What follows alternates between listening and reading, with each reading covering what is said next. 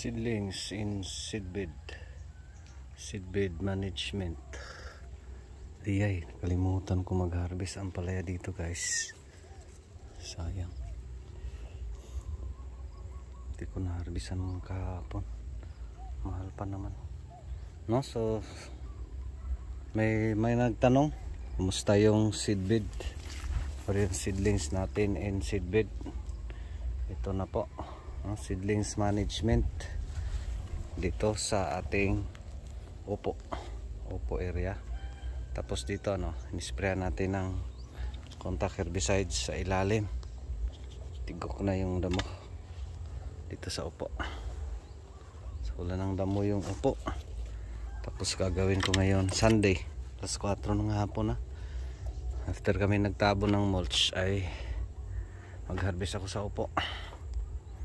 Harvest na ilagay lang sa ilalim, no? So tapos ano tayo, paano i-manage yung mga seedlings dito sa seedbed, no? So again, yung sili natin ay pwede na ilipat, kaya dyan bukas magtabon kami ng mulch. Magsimula kami magtanim bukas dito sa siling atsal, no? So gagawin ko selection, hagpat lang kasi malaki na, guys, no? Di pwede sa siling atsal na sobra yung laki, baka mamunga sa seedbed. Saan na to? Saan ba to? Yan na. So pwede na ilipat, ha? Yung mga ganyan kalaki, yan yung best ilipat. Tapos yung management dito, again, di natin pinapakain. First ano lang, isang kain lang to, itong ating seedlings, dahil naghabol tayo sa land prep, no? Kung mapansin nyo, di pa natin natapos. Tapos malakas yung ulan. Schedule sana natin tapusin dito yung land prep sa upo, no? Tapos malakas yung ulan kagabi, so naudlot, kaya divert tayo. Instead ngayon mag-araro, magpatuloy sa pagbeds, so naudlot, doon tayo sa mulch para sa ampalaya, no? So isang kain lang. Again, yung management natin dito, pinapakain natin ay plant vitamin lang, 2 kutsara doon sa ating knapsack sprayer.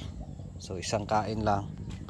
Tapos ito na, again, mataba to kasi ampalaya beds, dating ampalaya beds, so medyo carry lang. Pero dito sa talong hindi natin pinapakain kasi di pa yung land prep natin ready.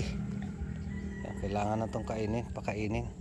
Tapos problema kasi itong dahon sa upo, pag malakas yung ulan, gaganon babagsak. Ito, nabagsakan tong ating mga seedlings. So dito mga maliliit pa kasi isang kain lang. Okay lang yan sa talong, madali lang yung talong, no? So gagawin natin yan pag ready na yung land prep natin sa talong, saka na tayo magpakain, no? So dito sa talong pwede rin yung plant vitamin, pero sa akin is dito kadalasan na pinapakain ko is pag dito sa seedbed, or maski baby pa sila, 1620 or triple 14, okay na. Pwede rin unique 16, carry lang, no? Maliliit pa yung sa talong.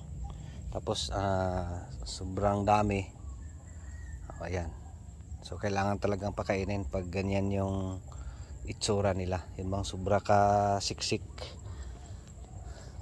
Yan, talong, no? So hindi natin minamadali kasi yun nga, yung land prep natin yung ating inaantay. Sayang yung ampalaya, guys, di ko na harvest. May nangahinog, no? Sige lang, no? So dun sa nagtanong, again, okay lang yung seedlings natin and seedbed. So dito medyo shaded, so ginawa ko itong upo na side, kinunan ko ng dahon, no? Dami kasing dahon sa upo, so medyo sobra sa crowded, di makakita ng araw. So ginawa natin, kasi ibang setup to dito sa upuan natin yung nilagay yung ating seedbed. Tapos yung mais natin na 10 yung bunga galing Japan. Japan ba yan? Singapore. Malaki na rin. So in short, na sila overshaded, no? Oh, yan yung mais. No, so ito yung ganito kalaki, best i-trans ko lang sa sili. So gagawin namin bukas, tabon kami ng mulch dyan, tapos tanim na kami dito, no? So selection, pipiliin natin yung mga malalaki, direkta na dito na magtanim dito sa ating intercrop, no? Opo, sa ilalim ay siling atsal. Variety niyan ay Emperor F1 doon sa nagtanong. Tapos yung talong natin ay Calixto F1, no? So tapos yung management natin, yung in-spray ko niyan, ito lang, Mitomel lang yung ini-spray natin dyan, no? So bukas tabo ng mulch dito sa ating mga beds, tapos tanim dahan-dahan, no? Yan, nisprayan natin ng contact herbicides, tapos mix na to.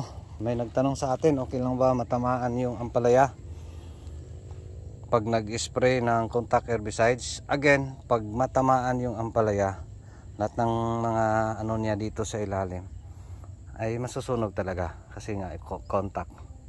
Pero yung ampalaya mo dito sa taas, walang impact, no? So wala lang. Lalo na si upo, no? Nag-spray tayo dito. Tinatamaan natin yung upo, yung kanyang gaway ay itong main puno. So okay lang. So ampalaya matubig, upo matubig, no? Yung mga klaseng tanim, so okay lang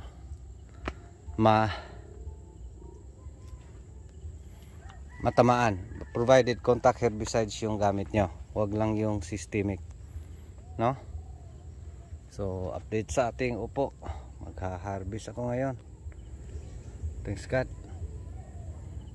dami nating upo. Thank you sa ating mga upo, no? Tapos Sunday grind, schedule sana natin mag pruning, so wala. So try natin mahabol ba bukas. Tapos yung mga pulis nating farmers, ano na yon, magklase na yon bukas. So balik tayo sa 3, hanap ako ng additional, no? Kasi itong mga ganito kailangan talagang i-pruning. May mga sanga nang naka dito. Tapos mag-harvest pa ako, no? So yan yung update, mix update, how to manage seedlings in seedbed. Again, isang pakain, hindi natin pinapakain ng tuda. So pwede, if in case gusto mo yung bang mabilis yung paglaki ng seedlings mo, wala kang hinahabol, kung may ready ka na pagtatamnan, pwede ka na pwede kang mag weekly pakain, no? Konti-konti lang muna kasi baby pa yung mga ugat, no? Pwede 16-20, pwede triple 14, pwede unique 16, depende kung anong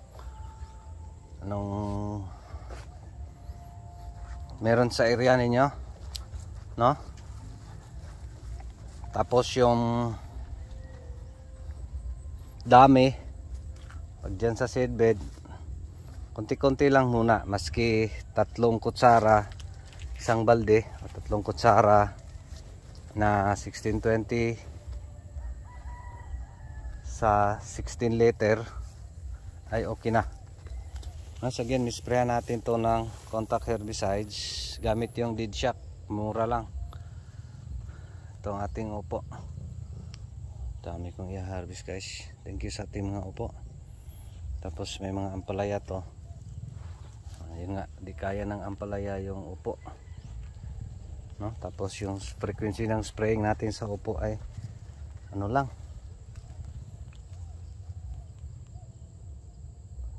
once a week. Yun nga, ngayon di pa tayo nakaspray,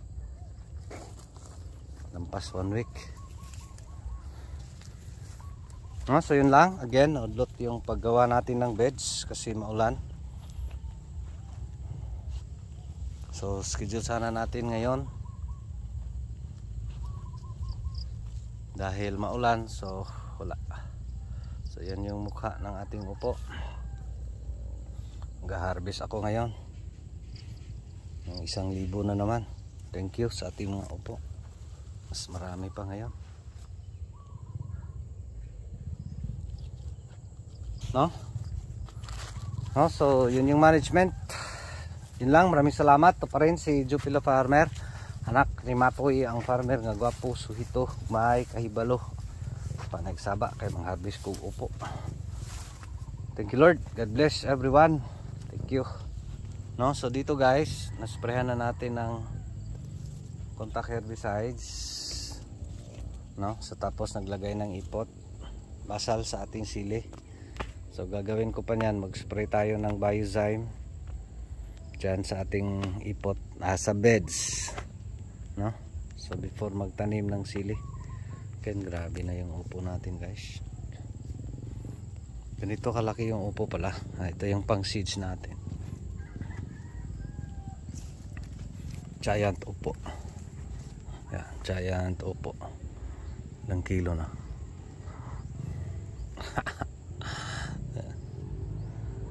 Isa, dalawa, may sobra pa.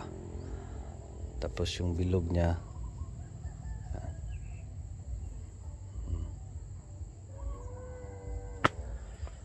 giant upo para pang seeds. Ayan, 5 to kabuk. So God bless everyone. Thank you sa ating mga upo. Grabing bunga guys. Thank you Lord.